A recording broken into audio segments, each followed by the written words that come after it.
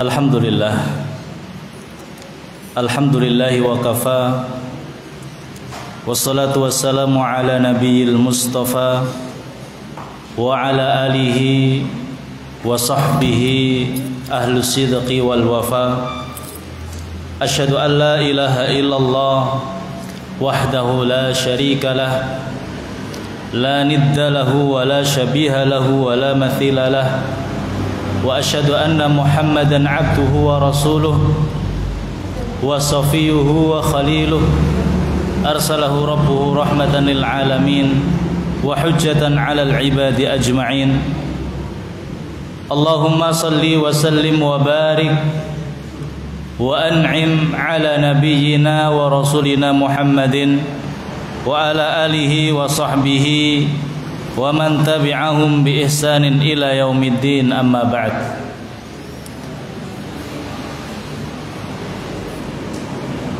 Jamaah kaum muslimin, ikhwa fiddin, santri-santri yang senantiasa dirahmati Allah Subhanahu wa taala. Alhamdulillah, pada siang yang insyaallah diselimuti keberkahan di tempat yang barokah ini, kita bersyukur kepada Allah Subhanahu wa taala.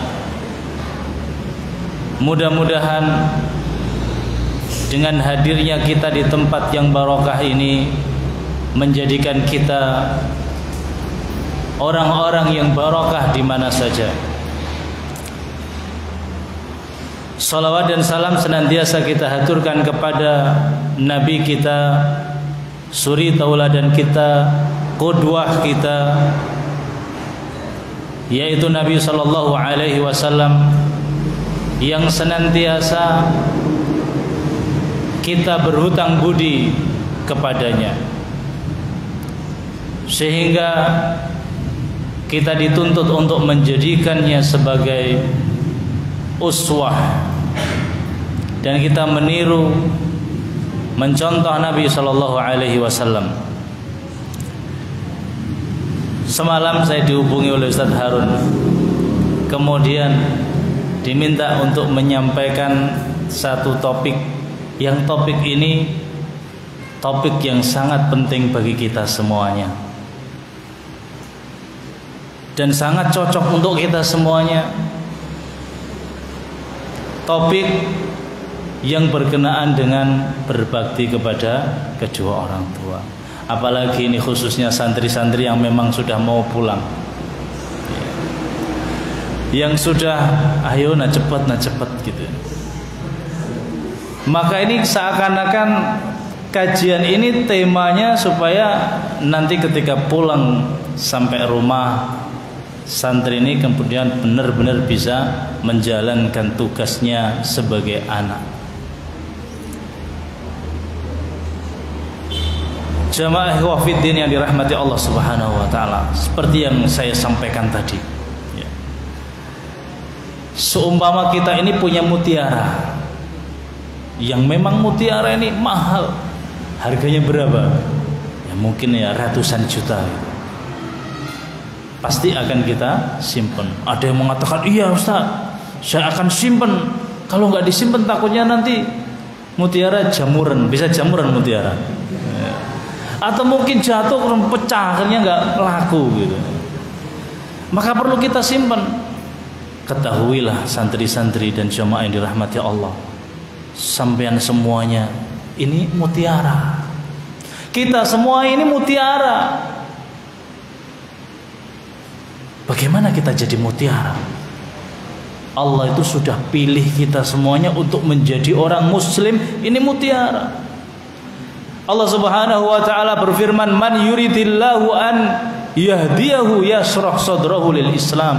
Siapa sih yang Allah ingin berikan dia itu petunjuk, maka Allah akan lapangkan dadanya untuk bisa memeluk Islam. Ini mutiara.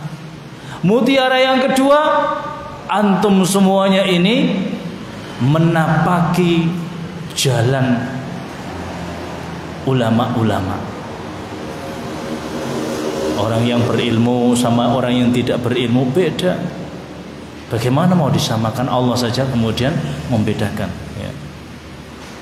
Allah Subhanahu wa taala membedakan antara orang yang berilmu dengan yang tidak berilmu. Hal yastawil ladzina ya'lamuna wal ladzina la ya'lamun? Apakah sama orang yang berilmu sama orang yang tidak berilmu? Jelas beda. Hewan saja berilmu dan yang tidak berilmu beda, apalagi manusia. Makanya orang yang berilmu itu persaksiannya disamakan, disandingkan dengan persaksiannya Allah dan para malaikat. Syahidallahu annahu la ilaha illahu wal malaikatu wa ulul ilmi qa'iman bil qist. Artinya kalian sendiri adalah mutiara. Dan sesuai dengan judul kita juga punya mutiara yang lain. Apa itu? Orang tua. Yang masih hidup orang tuanya, jaga mutiara itu baik-baik, ya. Orang tua adalah mutiara. Bagaimana tidak? Nabi itu mengatakan al-walid awsatu abwabil jannah. Orang tua itu adalah pintu surga yang paling tengah. Pintu surga itu ada 8. Yang paling tengah dan yang paling lebar itu adalah pintu dari kedua orang tua kita. Maka perlu kita jaga. Dan alhamdulillah kita sekarang di saat-saat yang kebetulan kita juga dapat mutiara lagi, yaitu bulan Ramadan. Nah, topik kita hari ini adalah berbakti kepada orang tua di bulan Ramadan. Di bulan Ramadan. Maka jamaah yang dirahmati Allah, Allah Subhanahu wa taala itu sangat memuliakan kedudukan orang tua.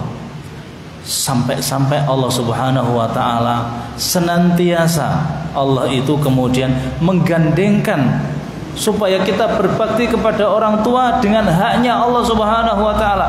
Hak orang tua, hak Allah, sering Allah niku gandengkan menjadi satu ayat.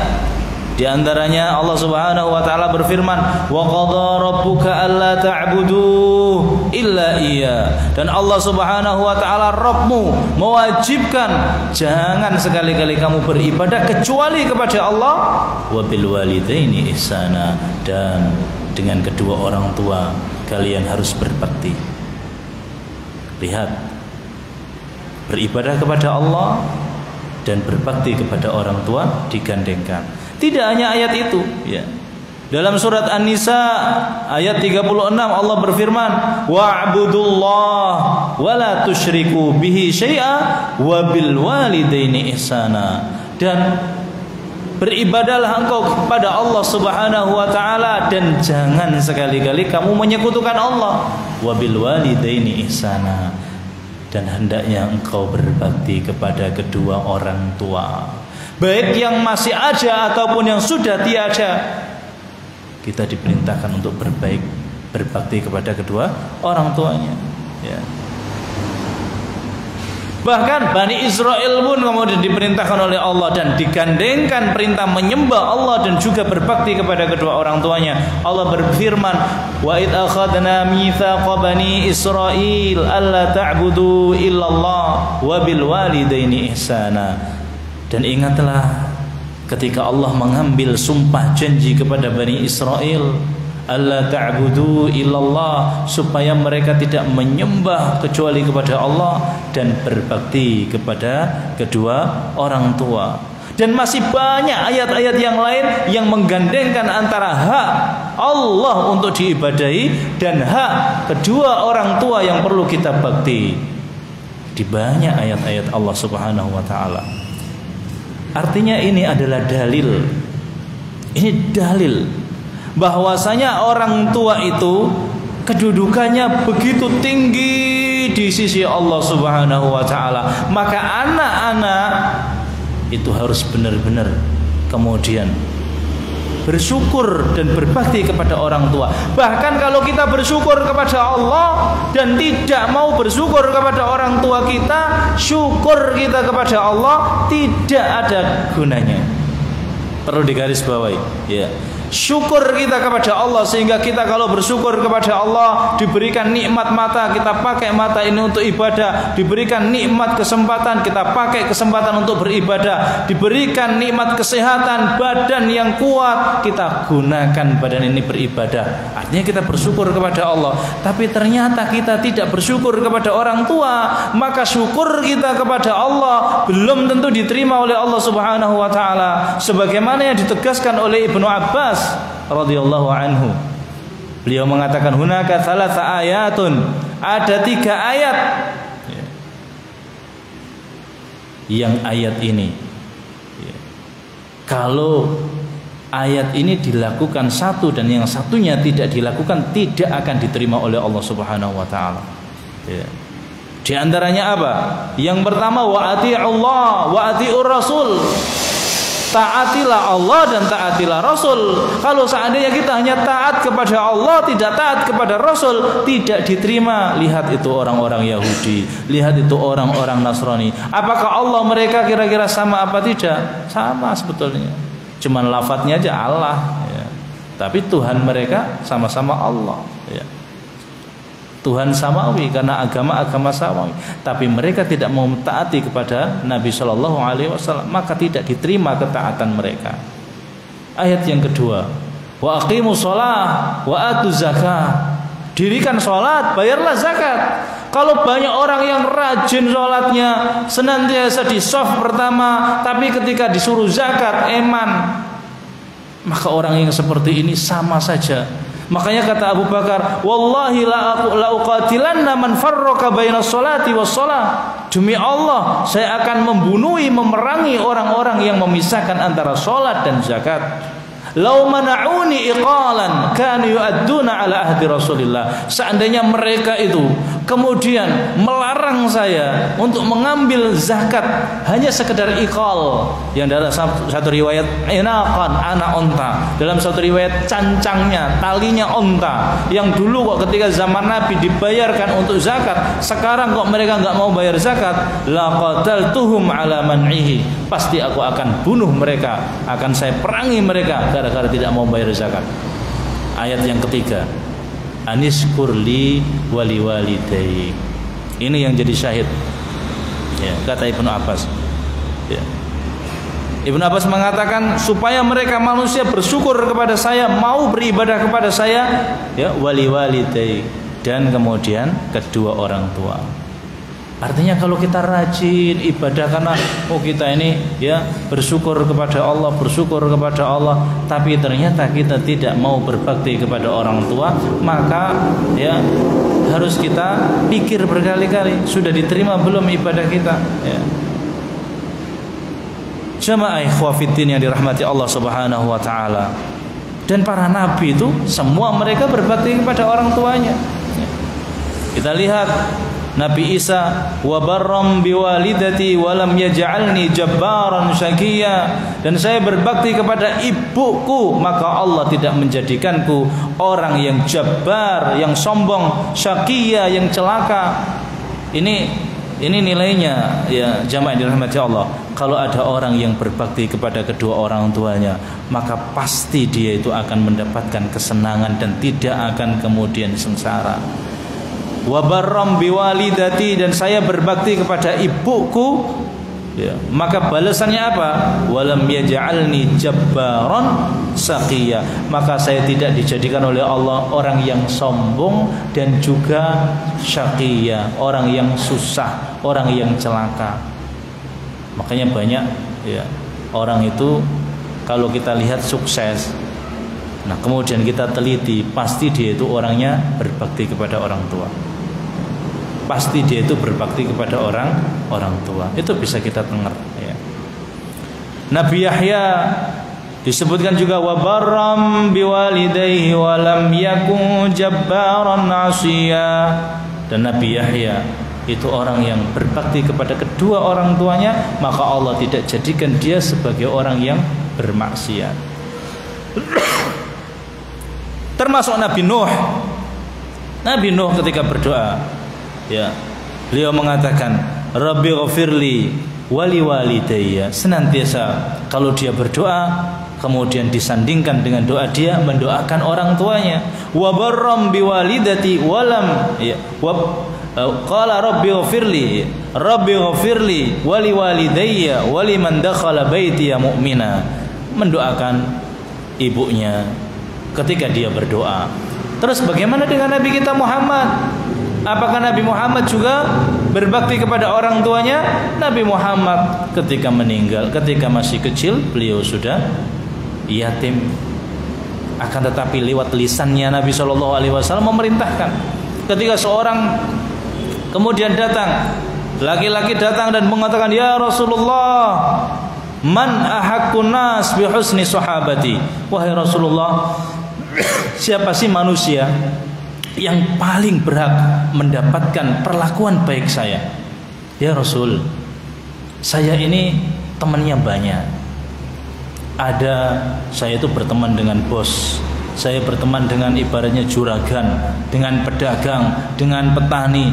Artinya seorang laki-laki ini bertanya kepada Rasul dan seakan-akan dia menjelaskan, ya Rasulullah, saya ini berinteraksi dengan banyak manusia yang berbeda-beda tipenya.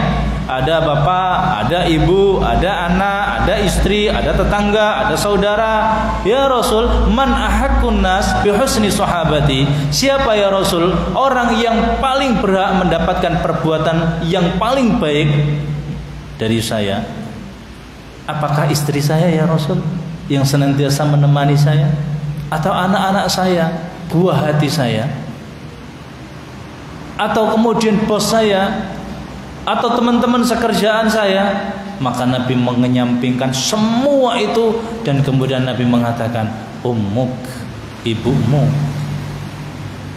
Akhirnya dia paham. Tapi dia tanya lagi, tsumma man ya Rasulullah, kemudian siapa lagi ya Rasulullah? Ternyata jawabannya tetap sama, ummuk, ibumu. Naam ya Rasul. Kemudian siapa lagi ya Rasulullah? Ibumu. Tsumma, kemudian abuka, baru bapakmu, kemudian setelahnya dan setelahnya. Artinya Nabi SAW memerintahkan kita untuk berbakti kepada orang tua kita. Seandainya kita memiliki duit 100.000, yang paling berat siapa? Ibu kita, bapak kita. Kalau seandainya kita memiliki duit 100 juta, tiba-tiba bapak telepon, Assalamualaikum, waalaikumsalam, ada apa pak? Nak, sampean punya uang berapa? 100 juta pak. Yang 80 juta nak transferkan ke bapak, bapak butuh. Berhak apa enggak bapaknya? Berhak. Seorang bapak berhak. Maka jangan sampai seorang anak kemudian seakan-akan berat. Karena termasuk sesuatu yang enggak benar. Makanya ketika ada acara live, kajian live gitu di Timur Tengah, seorang syekh menyampaikan tentang masalah birrul walidain, tiba-tiba ketika membuka dialog interaksi, ada yang melihat itu boleh telepon, boleh ini. Tiba-tiba telepon. Ketika telepon, bagaimana? Ya Syekh, nah, ini saya masih bersama bapak ibu saya. Mereka numpang di rumah saya. Langsung Syekh menghentikan dan menanya, apa? Coba ulangi lagi pertanyaan kamu. Ya Syekh, saya sekarang tinggal bersama bapak ibu saya. Mereka numpang di rumah saya. Apa? Coba ulangi sekali lagi pertanyaan kamu. Akhirnya orang yang nelpon mulai geram. Ya Syekh, izinkan saya menyelesaikan pertanyaan saya dulu gitu. Maka Syekh mengatakan, tidak. Kamu bertanya dan kamu pertanyaan yang salah. Mana ada seorang bapak itu menumpang hidup kepada anaknya. Yang ada itu anak menumpang kepada bapaknya. Karena anak itu punya bapaknya. Makanya Nabi SAW mengatakan, anta wa maluka li abika. Kamu dan hartamu itu punya bapakmu. Kamu dan hartamu punya bapakmu. Apalagi kalau ibu. kok kemudian dikatakan numpang. Maka Syekh ini mengatakan kepada yang mengatur acara itu, jangan kemudian diangkat, biarkan dia berpikir. Kalau sudah berpikir dan mengatakan salah, baru boleh kemudian nelpon. Subhanallah. Seperti itu jamaah yang dirahmati Allah Subhanahu wa taala. Jadi kedudukan orang tua begitu agung di sisi Allah Subhanahu wa taala, di sisi Nabi sallallahu alaihi wasallam. Bahkan seseorang yang pengen pergi jihad itu disuruh kembali oleh Nabi sallallahu alaihi wasallam. Kenapa? Karena gara-gara dia jihad, ibunya, bapaknya menangis. Kembali kamu pengen dapat surga, fa innal jannata thamma, surga ada di tempatmu sana. Kamu membuat nangis kedua orang tuamu, pulang sana bikin mereka tersenyum. Maka ini semua nas yang kemudian menjadikan kita mengetahui betapa orang tua kita itu derajatnya, nilainya sangat tinggi di sisi Allah Subhanahu wa taala. Sampai-sampai kita sudah sampaikan tadi, dua orang tua ini termasuk pintu surga yang paling besar. Makanya seorang sahabat, seorang tabi'in, beliau termasuk seorang yang alim. Ketika ibunya meninggal dunia, beliau menangis. Ibunya meninggal nangis. Murid-muridnya kemudian mengatakan apa?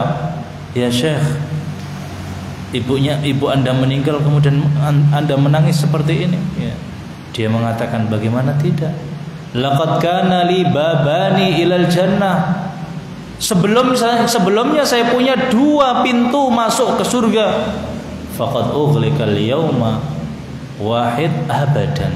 Dan sekarang pintu itu ditutup selama-lamanya.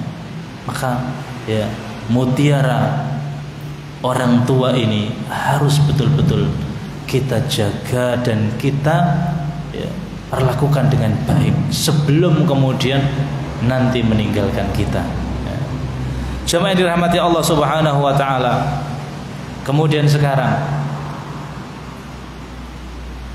apakah kemudian kita ini dikatakan soleh ketika kita sudah puasa Ramadan?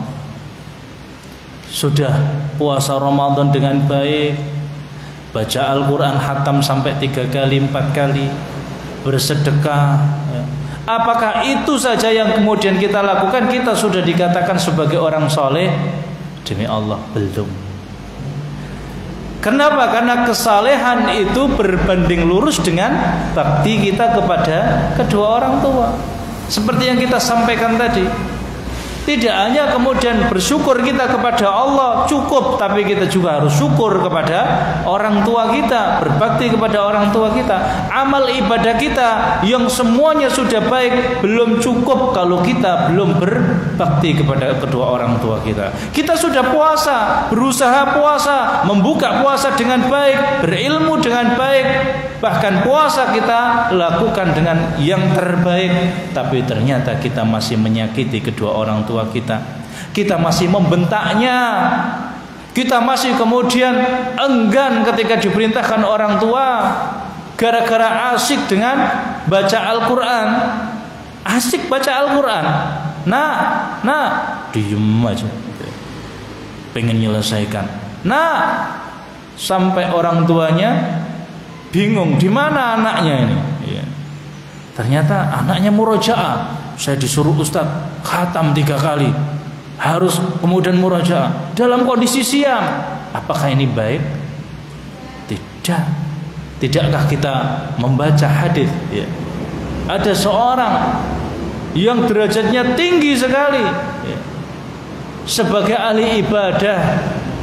Hadis diriwayatkan oleh Imam Bukhari. Begitu kemudian Juraij, seorang alim, seorang ahli ibadah yang memiliki sauma'ah, musola tertentu atau tempat ibadahnya, dia beribadah dan sholat, Allahu Akbar. Ibunya datang, ya Juraij, dalam sholatnya, ummi sholati, ummi sholati. Mikirnya, ya udah saya selesaikan sholat dulu. nanti bisa datang ke ibunya. Akhirnya ibunya pulang, dia menyelesaikan sholat. Besoknya lagi pas sholat, Allahu Akbar, ya Juraij, oh ummi sholati, ummi sholati. Terus seperti itu sampai 3 kali. Akhirnya ibunya bersumpah. Sumpahnya apa? Juraij, sebelum kau meninggal, ya, engkau akan melihat muka-muka pelacur. Akhirnya terjadi nggak? Terjadi. Ketika itu ada pelacur yang mengajak berzina Juraij. Dia tidak mau, orang alim ahli ibadah. Akhirnya perempuan pelacur itu mendekati tukang angon kambing. Angon kambing nggak punya ilmu, ditawari ikan asin, mau. Akhirnya apa yang terjadi? Hamil. Begitu hamil, dia kemudian melahirkan. Siapa yang menghamili kamu? Siapa yang menjadikan kamu? Tuh Juraij. Akhirnya orang kampung datang ke Juraij, kemudian menghabisi ya bangunan ibadahnya Juraij, menghakimi Juraij, dipukuli, diseret, dibawa ke hakim. Dan ketika dia diseret, pelacur-pelacur itu pada keluar. Dan ketika itu Juraij melihat muka-muka pelacur sambil tersenyum. Wah, terjadi juga doanya ibu saya. Seperti itu. Ya. Maka siapapun hari ini yang dia itu beragama Islam, kalau ada yang puasa, kemudian baca Al-Quran, qiyamul lail, tapi ternyata masih melukai hati ibunya, melukai hati bapaknya, membentak ibunya, tidak mau patuh dengan perintah ibu bapaknya, maka pahala puasanya, pahala qiraahnya, pahala tilawahnya tidak bisa dibuat menebus dosanya terhadap kedua orang tua. Tidak bisa ya. Meskipun kita mondok, meskipun kita rajin ikut kajian, meskipun kita sudah hijrah, tapi kalau kita masih berkata-kata kasar, kita masih tidak baik kepada kedua orang tua kita, maka kita ya dosanya lebih besar ketimbang apa? Amalan-amalan ibadah. Kenapa? Karena sekali lagi kesolihan seseorang itu diukurnya dia berbakti atau tidak kepada orang tua. Dia berbakti atau tidak kepada orang tuanya. Maka jamaah dirahmati Allah Subhanahu wa taala, kita lihat. Kita berbakti apa tidak, kita lihat. Kalau kita itu lembut kepada orang tua kita, maka perlu kita kemudian mengetahui contoh-contohnya. Kalau orang yang berbakti itu ya betul-betul ketika dia diperintahkan ibunya, diperintahkan bapaknya, tidak kemudian melakukannya dengan berat, tapi dia melakukannya dengan benar-benar ya sehati, benar-benar dengan hati yang ikhlas. Lihat tuh, ada 3 orang yang ketika masuk gua, kemudian tiba-tiba batu gelinding menutup batu gua, yang kemudian mereka pengen mendorong, bisa nggak? Gak bisa, batunya besar banget. Maka mereka mengatakan, kita nggak akan bisa keluar. Maka mari kita berdoa dan bertawasul dengan amal kita yang paling baik. Yang satunya mengatakan, ya Allah, saya punya ibu yang sudah tua renta. Saya punya ibu yang sudah tua renta, ya Allah, yang mana gobuk, ada namanya minum susu malam hari, pagi hari gitu. Yang mana ketika malam hari saya itu pasti menyiapkan susu ya. Dan susunya ini, susu kambing ini, itu tidak hanya sekedar diperes, bahkan kemudian dicarikan apa ini namanya air yang sangat dingin, diluskan di itunya, susunya apa, kambingnya itu, biar apa, ketika susu kambing diperes, kambingnya itu apa, susunya itu kemudian sejuk, disiapkan. Dan itu kemudian ketika dia terlambat, kemudian disiapkan, selama menyiapkan, pengen kemudian dibawa ke ibunya, ternyata ibunya sudah tidur. maka dia kemudian menunggu sambil membawa susunya sampai susunya tidak dingin lagi, dan anak-anaknya nangis karena apa? Minta susu. Demi Allah, saya tidak pernah meminumkan anak-anak saya, istri saya susu sebelum ibu saya minum susu. Didahulukan ibunya. Itu namanya berbakti. Bahkan ketika Ibnu Abbas ditanyakan, wahai Ibnu Abbas, bagaimana sih berbakti pada orang tua itu? Dijawab oleh Ibnu Abbas, berbakti orang tua kalau disebut itu terlalu panjang, susah. Yang penting kamu itu ihsan, berbaik, berbakti kepada orang tua. Tapi yang mudah itu apa? Adalah durhaka.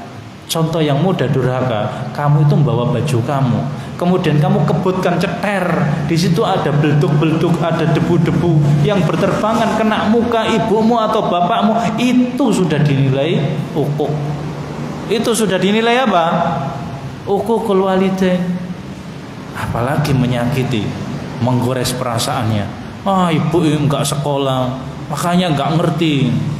Ingat, ibu enggak sekolah gara-gara apa? Gara-gara ketika kita di kandungan. Gara-gara ketika ibu pengen kajian juga, kita ketika di kandungan itu kemudian mules ibaratnya nendang-nendang ibu kita, ya. Atau sampai ibu kita juga sakit ketika hamil, atau ketika ibu kita pengen ikut kajian karena beliau kerja nggak bisa ikut kajian. Untuk apa kerja? Bayari apa? Ya buat bayari SPP kita supaya kita bisa sekolah. Maka jangan sampai kemudian kita pulang dari pondok tiba-tiba kemudian kita mengatakan, ibu ini memang ya tidak tahu ilmu, nggak ngerti apa-apa, susah ngomong sama ibu sama bapak. Ini itu sunnah bu, pak. Belum apa-apa sudah nyalakan bapak ibunya, jangan. Ya. Jadi sekali lagi, kesalihan kita itu berbanding lurus dengan apa? Dengan berbaktinya kita kepada orang tua. Meskipun kita puasa, sudah puasa dengan baik, ya, tapi ternyata kemudian kita masih menyakiti kedua orang tua kita, baik itu membentaknya, baik itu kemudian ya diam ketika dipanggil. Saya punya cerita ini, ada teman ya, satunya kakak kelas ya, 2 orang kakak kelas, satunya adik kelas, tiga-tiganya kuliah di Universitas Islam Madinah. Yang satu sudah keluar doktor, yang satunya masih di S3, yang satunya di S2. Masya Allah. Tiga-tiganya laki-laki, ya, tiga-tiganya lemah lembut. Kemudian ketika kita tanya-tanya, ya, ternyata berbaktinya kepada orang tua luar biasa. Sampai-sampai ketika liburan datang, dia tuh nggak nunggu-nunggu. Mungkin kalian juga gitu ya. Kalau liburan datang, ayo cepat pulang. Kenapa? Pengen berbakti kepada orang tua. Kalau di Medina belum tentu. Di Medina itu kalau liburan datang, teman-teman masih ada yang pengen ke Taif untuk belajar setoran di sana, pengen nyari sanad, ada yang pengen umroh, ada yang pengen kemudian ngajar, ada yang pengen kemudian ke temannya ke negara yang lain. Tapi 3 orang ini tidak. Ini adalah hak kedua orang tuaku. Kedua orang tuaku mengirim ke sini dan kemudian berjauh dengan mereka. Mereka sabar.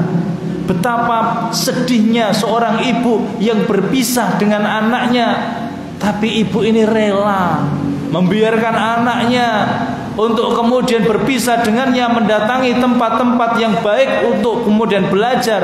Tapi sebenarnya ibu ini terbakar hatinya berpisah dengan anaknya. Maka betapa banyak ibu-ibu yang tidak tega untuk memondokkan anaknya, bahkan mendoakan karena bapaknya ini istayu di pondok, akhirnya bapaknya berdoa, ya Allah mudah-mudahan anakku mau mondok, ibunya berdoa, ya Allah mudah-mudahan anakku nggak kerasan. Kenapa? Karena gak mau berpisah dengan anaknya. Ternyata 3 orang ini begitu ya liburan datang, mereka langsung pulang. Pulang yang pertama. Kenapa? Ketika ditanya, karena ini hak kedua orang tua saya. Ini adalah momen waktu saya harus bersama mereka. Saya harus kemudian mengunjungi mereka. Ya. Mereka sudah menyimpan kerinduan selama 9 bulan saya di Madinah. Maka ini kesempatan saya untuk kemudian pulang. Dan apa hasilnya? Semuanya pintar-pintar, lulus S1, S2, S3, tiga-tiganya. Sekarang ya, di antara mereka sudah ada yang menjadi anggota Dewan Dakwah ya. S3 sudah selesai, doktor ya. Subhanallah.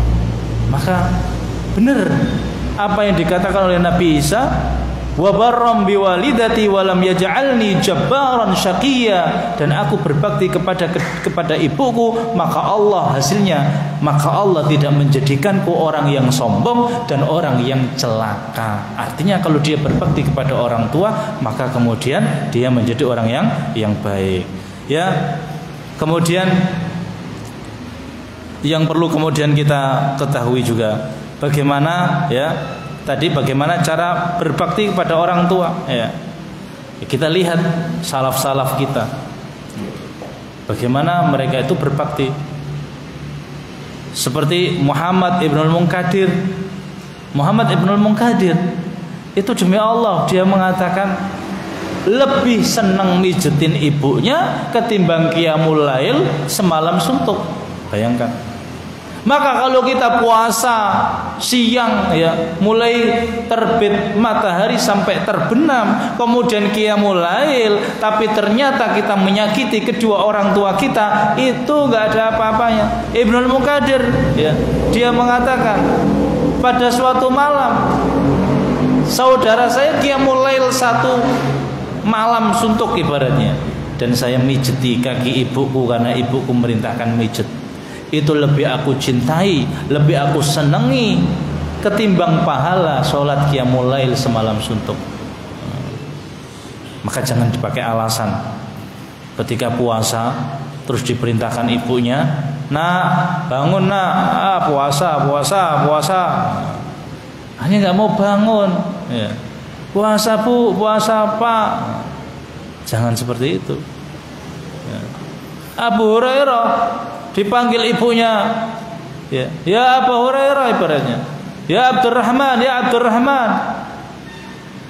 Segera dia mendatangi ibunya, labbaiki ya ummi, tapi suaranya ternyata lebih keras daripada suara ibunya. Padahal dia tidak pura-pura nggak dengar atau sembunyi tidak. Tapi ketika dipanggil ibunya, begitu dengar langsung labbaiki ya ummi, tapi suaranya keras. Langsung Abu Hurairah istighfar berkali-kali, dan kemudian berangkat ke pasar beli budak dan diperdekakan. Gara-gara apa? Gara-gara takut durhaka kepada kedua orang tuanya. Pergi ke pasar beli budak dimerdekakan. Berapa harga budak? Bisa nggak kita beli? Subhanallah. Itu diantara contoh-contoh salaf-salaf kita ya, yang kemudian mereka itu berbakti kepada orang tua. Dan ada cara berbakti kepada orang tua yang sudah meninggal atau belum meninggal, yaitu kita menjadi anak yang soleh. Kita menjadi anak yang soleh, yang mau menghafal Al-Quran, yang pahalanya, manfaatnya bisa dirasakan ibu kita di dunia dan di akhirat. Di dunia ibu kita akan tersenyum, ya nak, saya nggak sia-sia menyimpan kerinduan selama ini berpisah dengan kamu di pondok. Alhamdulillah kamu sekarang hafal Al-Quran, saya bangga nak. Alhamdulillah kamu jadi orang soleh, saya bangga nak. Ketika meninggal dunia terbujur kaku di kuburan, mereka juga mendapatkan pahala-pahala bacaan kita. Bahkan ketika di akhirat, ketika di padang mahsyar, ketika kemudian di hari kiamat, orang tua kita mendapatkan manfaat kalau kita jadi anak soleh, kalau kita berbakti kepada orang tua dengan cara seperti itu. Bagaimana? Ya, man ta'allama al-Qur'an wa 'allamahu, barang siapa yang kemudian belajar Al-Qur'an dan mengamalkannya, wa 'amila bihi, dan mau mengamalkan Al-Qur'an, albasa walidahu bitajin, maka orang tuanya akan dipakaikan dengan mahkota ya. Yang mana mahkotanya ini dhau'uhu mithla dhau'i syamsi, cahayanya seperti cahaya matahari. Subhanallah. kemudian dipakaikan hullatain, jubah, yang mana kata Nabi jubah ini la yaqumu bihimad dunya wa ma fiha, tidak bisa dibeli dengan harga dunia dan seisinya. Kok kita punya dunia, semua ini punya kita, kemudian kita jual, ya, dapat duit seberapa buat beli taj, ya, mahkota sama baju, itu nggak bisa, ya. Nah, bagaimana kita bisa jadi soleh? Maka kita harus hati-hati. Kita harus bisa menjaga, ya, kedua orang tua kita. Kita harus bisa menjaga mutiara-mutiara tadi. Mutiara kita tadi apa? Yang pertama, orang tua kita. Dengan cara apa?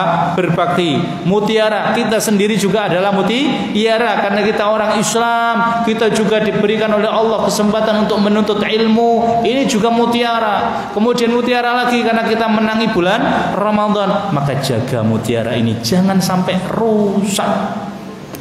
Dan ingat, apa yang bisa merusakkan mutiara itu? Di antara yang bisa merusakkan semua itu, yang bisa merusakkan, ini terakhir, yang bisa merusakkan mutiara-mutiara sampai pecah, sampai nggak laku, itu adalah ini. Apa ini? Apa ini? HP. Yang orang-orang lain menamakan setan gepeng. Apa namanya? Setan gepeng. Kenapa ini dinamakan setan gepeng? Kita santri jamaah dirahmati Allah, jangan sampai kemudian kita rusak mutiara kita dengan ini. Puasa kita rusak gara-gara ini. Orang tua kita nggak bisa berbakti gara-gara ini. Puasanya rusak, ilmu kita juga rusak. Karena ini jamaah dirahmati Allah Subhanahu wa taala, ini namanya setan gepeng, ya. Ini kalau kita tidak butuh, mungkin kita tidak gunakan, ya. Karena ini adalah sumber sumber apa? Fitnah. Sumber fitnah, baik itu syahwat ataupun syubhat. Ini sumber fitnah, ya. Dan kata Nabi Shallallahu Alaihi Wasallam, jangan main-main dengan fitnah. Kalau kita tidak mampu, apalagi imannya masih tipis, hati-hati dengan ini. Makanya kita pondok pesantren dengan wali santri itu sepakat, jangan sampai anak-anak itu pegang HP, Ustaz. Kenapa? Karena sepakat HP ini fitnah, sumbernya syahwat dan syubhat. Jangan sampai. Kalau kita sudah kena fitnah, hati-hati. Makanya Nabi itu mewanti-wanti kita. Apa? Nabi mengatakan, tu'radul fitani ka'ardil hasiri audan. Fitnah itu besok akan kemudian dihidangkan sebagaimana orang itu menghidangkan cangkir seperti ini. Ada yang menghidangkan makanan dan minuman ini, dihidangkan. Fa ayyi qalbin asyrabaha, maka hati manapun yang kemudian meminum fitnah atau minuman fitnah tadi, nuqitat fi qalbihi nuqtatun sauda. Bayangkan, fitnah ini itu dihadirkan, dihidangkan, disuguhkan di mana saja. Kita mau ke masjid, sepedaan, melihat di situ ada fitnah. Kita kemudian mau ke pasar, di situ ada fitnah. Kemudian kita mau kerja, di situ ada fitnah. Baik itu transaksinya, baik itu ininya. Nah, kalau fitnah-fitnah ini kita makan, kita minum, maka hati kita akan tertitik noda. Kok terus-terusan, gak selesai-selesai.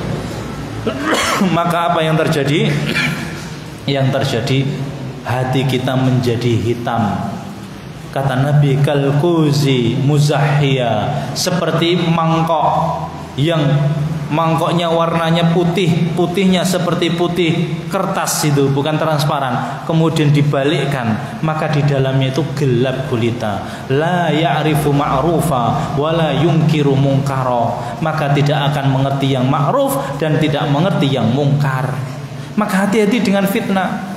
Maka jangan sampai anak-anak yang mungkin masih belum, ya, begitu keimanannya besar, baru mulai di dalam menuntut ilmu, kemudian terbuai dan tertipu dengan HP, ya.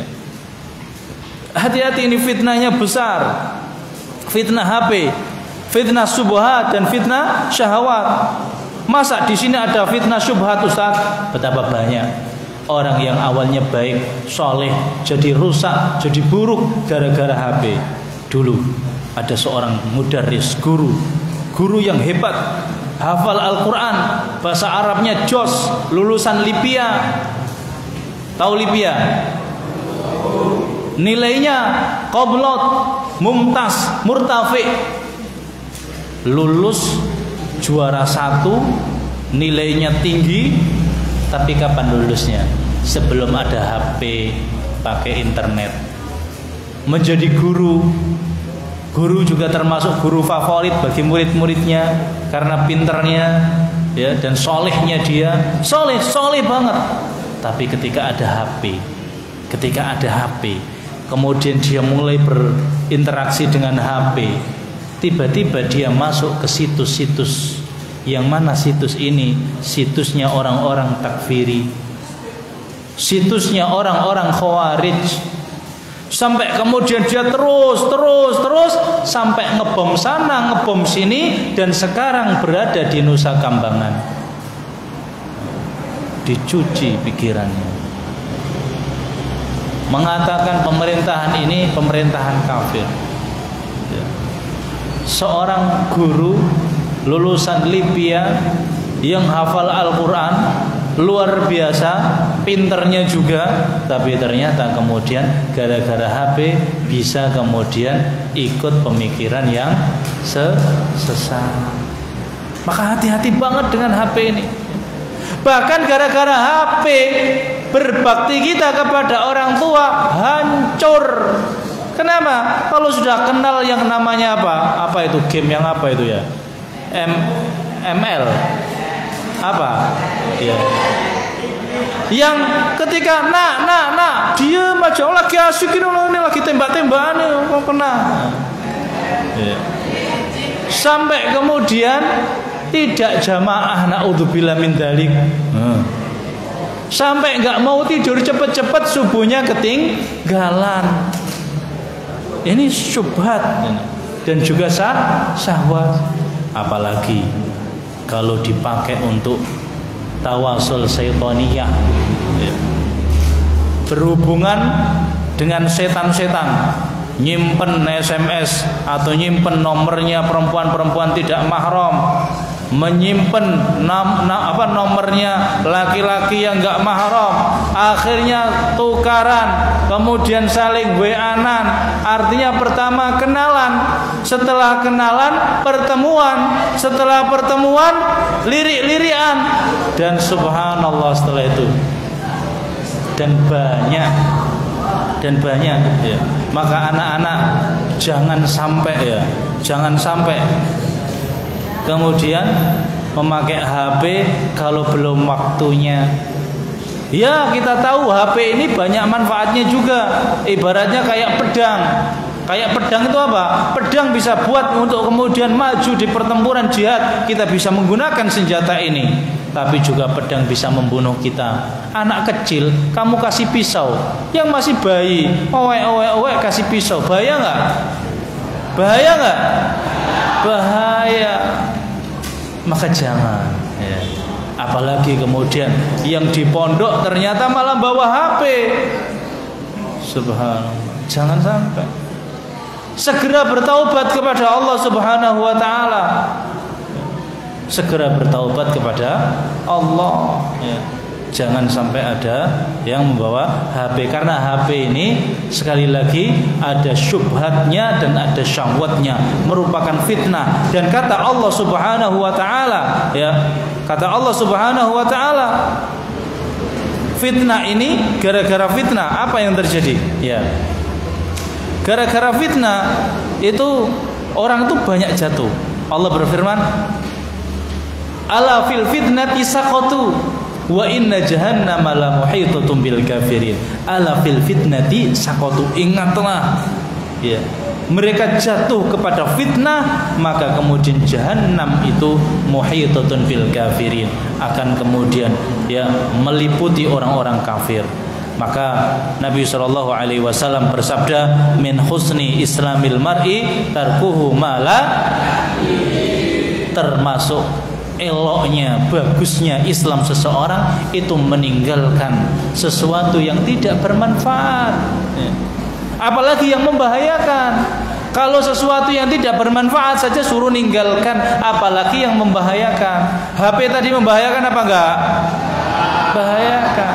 Maka jangan, kecuali kalau memang benar-benar ada kebutuhan, maka jangan sampai kemudian disalahgunakan. Jangan sampai gara-gara HP asik main game dipanggil ibunya, diperintahkan ibunya, bahkan sampai melukai hati ibunya.